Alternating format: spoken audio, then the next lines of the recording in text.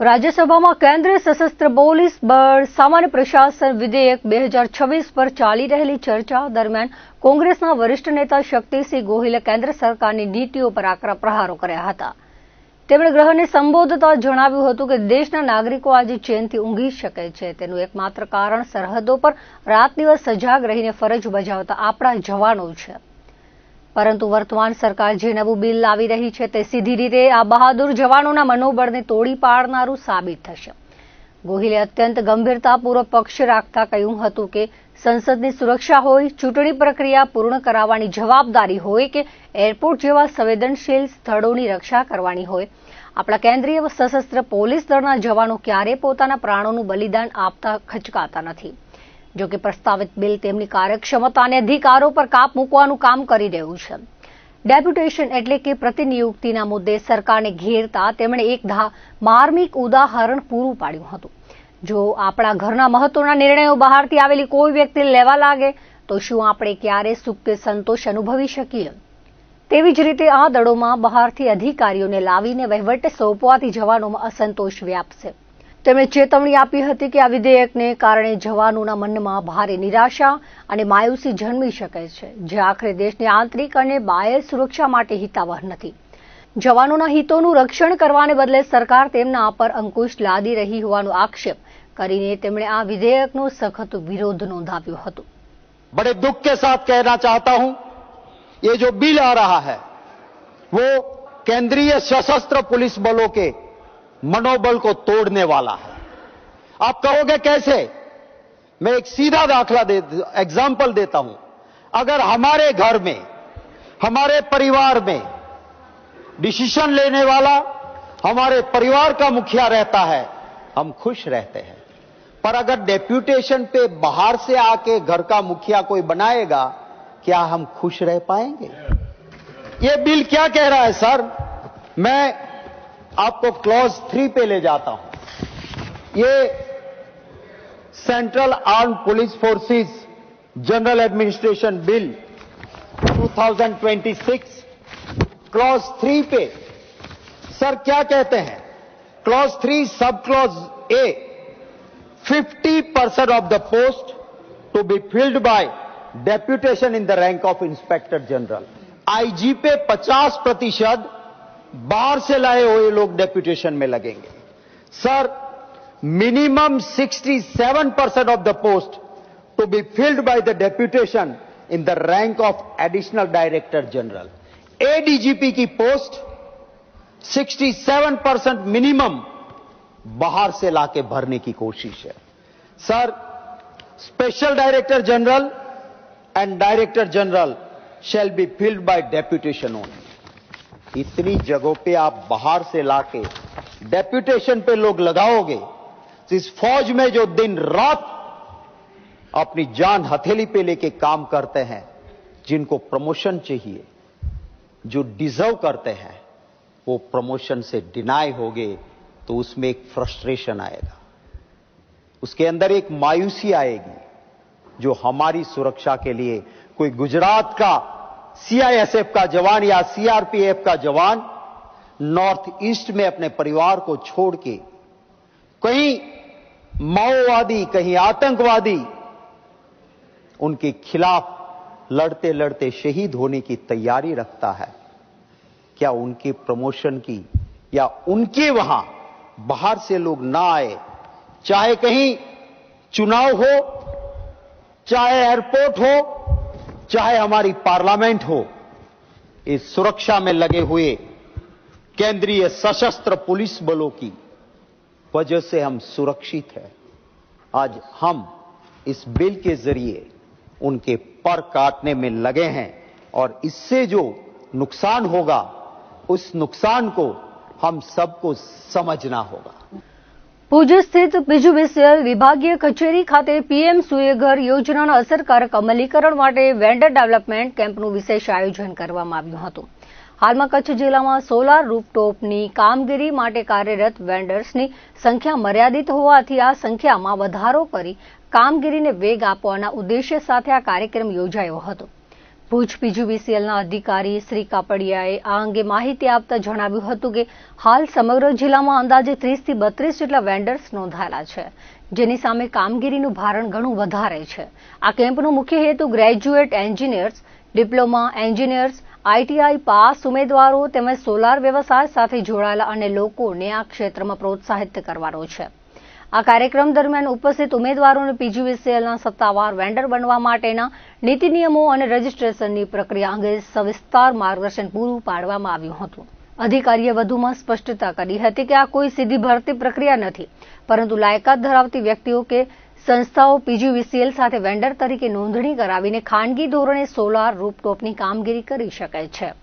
આ આયોજન દ્વારા સ્થાનિક સ્તરે રોજગારીની નવી તકોનું સર્જન થશે અને ભવિષ્યમાં ગ્રાહકોને સોલાર રૂફટોપની સુવિધા માટે વધુ વેન્ડર્સ ઉપલબ્ધ બનશે તેવી આશા વ્યક્ત કરવામાં આવી છે. પીજીવીસીએલ વિભાગીય કચેરી હેઠળ પીએમ સૂર્યઘર યોજના અંતર્ગત વેન્ડર ડેવલપમેન્ટ કેમ્પ રાખવામાં આવેલો હતો. અત્યારે જે કચ્છ ભુજમાં પીજીવીસીએલને સોલાર રૂફટોપની કામગીરી કરવાવાળા વેન્ડર્સની સંખ્યા ઘણી ઓછી છે. જે સંખ્યા વધારવા માટે સ્પેશિયલ આ કેમ્પનું આયોજન કરવામાં આવેલું હતું. આનાથી જે ગ્રેજ્યુએટ એન્જિનિયર્સ છે, ડિપ્લોમા એન્જિનિયર્સ છે, આઈટીઆઈ પાસ થયેલા જે ઉમેદવારો છે તથા અન્ય પણ જે સોલારના વ્યવસાય સાથે સંકળાયેલા હોય એ લોકો માટે એક આ સોલાર રૂફટોપની કામગીરી કરવાની ઉજ્જવળ તક મળી રહે ને રોજગારીની વધારે તકો ઊભી થાય એ માટે આજનો કાર્યક્રમ રાખવામાં આવેલો હતો. આ કેમ્પમાં અમારા દ્વારા પીજીવીસીએલના વેન્ડર બનવા માટેની જે કંઈ નીતિ નિયમો છે અને જે કંઈ કામગીરી કરવાની હોય છે એ અંગેની સંપૂર્ણ માહિતી આપવામાં આવેલ છે અને જેથી ભવિષ્યમાં વધારે વેન્ડરો સોલાર રૂફટોપની કામગીરી માટે અવેલેબલ થાય એ પ્રમાણેનું અમારું આયોજન છે. રાજકોટ સ્થિત માનવ સેવા એજ પ્રભુ સેવા સાથે રણછોડદાસજી ચેરિટેબલ ટ્રસ્ટ દ્વારા વાગડ વિસ્તારના મુખ્ય મથક રાપરના દરિયાસ્થાન મંદિર ખાતે દર મહિને 29મી નેત્ર નિદાન સારવાર કેમ્પનું આયોજન કરવામાં આવે છે. 87માં નેત્ર નિદાન સારવાર કેમ્પનું દરિયાસ્થાન મંદિર ખાતે યોજાયું હતું. લોહાણા મહાજનના સભ્યો સહયોગી રહ્યા હતા, જેમાં યજમાન પરિવાર ઠક્કર બળદેવ વિરજી ગટા પરિવાર પાલનપુર અમદાવાદના સહયોગથી આયોજન કરવામાં આવ્યું હતું. નેત્ર નિદાન ડોક્ટર ધર્મેન્દ્ર કાજલ, પ્રવીણ ઝાપડિયાએ તપાસ કરી હતી. મુન્દ્રા તાલુકાના જરપરા ગામે છછવાડી વિસ્તારમાં આવેલ 1.5 કરોડના ખર્ચે તૈયાર થયેલ જરપરા શાળા નંબર 2ની નવી બિલ્ડિંગનું લોકાર્પણ કરવામાં આવ્યું હતું. આ પ્રસંગે ગુજરાત પ્રદેશ ભાજપના મહામંત્રી અને માંડવી મુન્દ્રા વિસ્તારના ધારાસભ્ય અનિરુદ્ધ દવે ખાસ ઉપસ્થિત રહ્યા હતા. જરપરાના પૂજ્ય વાલબાઈમાએ નવી બિલ્ડિંગનું રિબિન કાપી લોકાર્પણ કર્યું હતું. ગામના સરપંચ ખીમજી દનીચા અને પંચાયતની ટીમે અનિરુદ્ધ દવેને કચ્છી પાઘડી પહેરાવી સન્માન કર્યું હતું. આ સ્કૂલ જરપરા બસ સ્ટેન્ડથી 4 કિલોમીટર દૂર છે અને આજુબાજુના વાડી વિસ્તારના છાત્રો માટે આ સ્કૂલ આશીર્વાદરૂપ સાબિત થશે. મુન્દ્રા તાલુકા વિકાસ અધિકારી અનિલ ત્રિવેદીએ જણાવ્યું હતું કે આ સ્કૂલમાં છાત્રોને અભ્યાસ કરવા સ્માર્ટ ક્લાસ છે. આ સ્કૂલ એકદમ જર્જરિત થઈ ગઈ હોવાથી 1.5 કરોડના ખર્ચે બનાવવામાં આવી છે.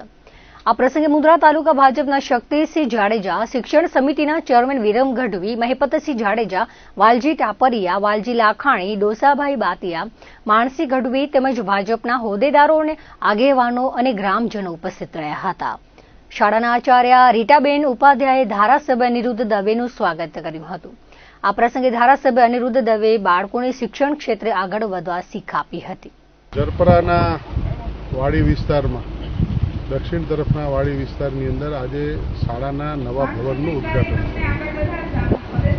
1973માં પ્રાતસ્મરણીય પૂજ્યપાદ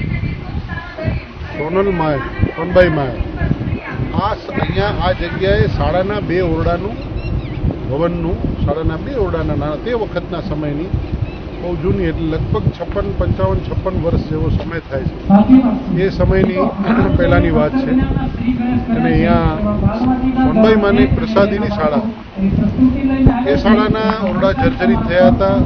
ગુજરાત રાજ્યના માનનીય મુખ્યમંત્રી શ્રી ભૂપેન્દ્રભાઈ પટેલ સાહેબના નેતૃત્વ હેઠળની ભારતીય જનતા પાર્ટીની સરકારે આ વિરાસતને આગળ વધારવા માટે અહીંથી સુંદર મજાનું નવું ભવન લગભગ 1.5 કરોડ રૂપિયાના ખર્ચે 5 ઓરડા સાથેનું ભવનનો પ્રારંભ કરાવ્યો છે, જેનો આજે પણ અહીંયા પૂજ્ય વાલબાઈ માના હાથે ઓપનિંગ કરીને લોકાર્પણ કરવામાં આવ્યું છે.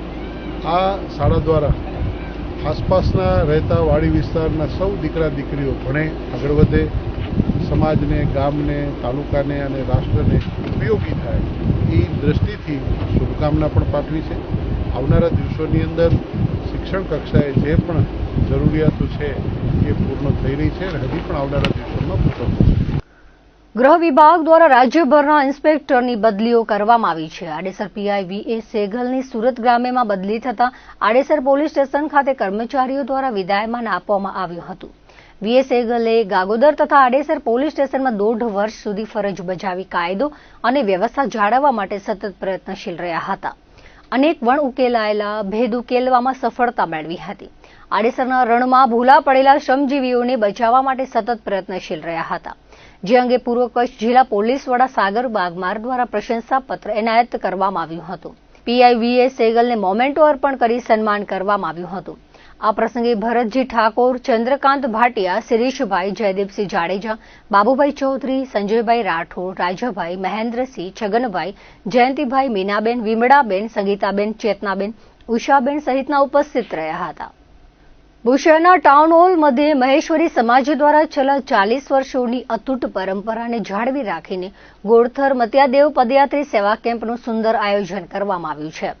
મામઈ મહેશ્વરી સમાજ ભુજના સેવા કેમ્પનું ધારાસભ્ય કેશુભાઈ પટેલની ઉપસ્થિતિમાં શરૂ કરવામાં આવ્યું હતું. ધારાસભ્યે પગપાળા યાત્રા કરવા બદલ પદયાત્રીઓને શુભેચ્છાઓ પાઠવી હતી. ધારાસભ્યનું મામઈ મહેશ્વરી સમાજ ભુજના પ્રમુખ કરશનભાઈ આયડી તથા સમિતિ દ્વારા સન્માન કરાયું હતું. સેવા કેમ્પમાં કચ્છ, હાલાર અને જામનગર સહિતના વિવિધ વિસ્તારોમાંથી પોતાની અતૂટ આસ્થા સાથે પગપાળા ગુડથર ધામ જતા પદયાત્રીઓની સુવિધા માટે વિશેષ વ્યવસ્થાઓ કરવામાં આવી છે. 3 દિવસીય કેમ્પમાં પદયાત્રીઓ માટે રહેવા, જમવા તેમજ ચા નાસ્તાની ઉત્તમ સગવડ પૂરી પાડવામાં આવે છે. ઉપરાંત પદયાત્રીઓના આરોગ્યને ધ્યાનમાં રાખીને મેડિકલ કેમ્પ દ્વારા તબીબી સેવાઓ પણ ઉપલબ્ધ કરાવવામાં આવે છે. આયોજક પૈકીના હિરેન મહેશ્વરીના જણાવ્યા અનુસાર મહેશ્વરી સમાજ દ્વારા 4 દાયકાઓથી નિસ્વાર્થ ભાવે આ સેવા યજ્ઞ ચલાવવામાં આવે છે, જેમાં દર વર્ષે મોટી સંખ્યામાં શ્રદ્ધાળુઓ લાભ લે છે. ગોળથર મત્યાદેવ પદયાત્રી સેવા કેમ્પનું ટાઉન હોલ મધ્યે અમે ભુજ મામઈ મહેશ્વરી સમાજ દ્વારા છેલ્લા 40 વર્ષોથી આયોજન કરવામાં આવે છે. તેમાં રહેવાનું, જમવાનું, ચા પાણી, નાસ્તો, મેડિકલ સેવા કેમ્પ આયોજન કરવામાં આવે છે. તેમાં કચ્છથી, હાલારથી, જામનગરથી પદયાત્રીઓ પગે પોતાની આસ્થા લઈ ને મત્યાદેવ ગોળથર ધામ ઉપર જાય છે. તેમાં અમે સેવા ભુજ મામઈ મહેશ્વરી સમાજ દ્વારા દર વખતે 40 વર્ષથી આપવામાં આવે છે. અમારો કેમ્પ 3 દિવસનો હોય છે. સવારે ચા પાણી નાસ્તો, બપોરે જમવાની વ્યવસ્થા, સાંજે જમવાની વ્યવસ્થા, મેડિકલ દર વખતે આપવામાં આવે છે. દર્શક મિત્રો, હતા ત્યાર સુધીના કચ્છ ઉદય ટીવી સમાચારો. ફરી મળીશું નવા સમાચારો સાથે, નવી અપડેટ સાથે. ત્યાં સુધી મને રજા આપશો. નમસ્કાર.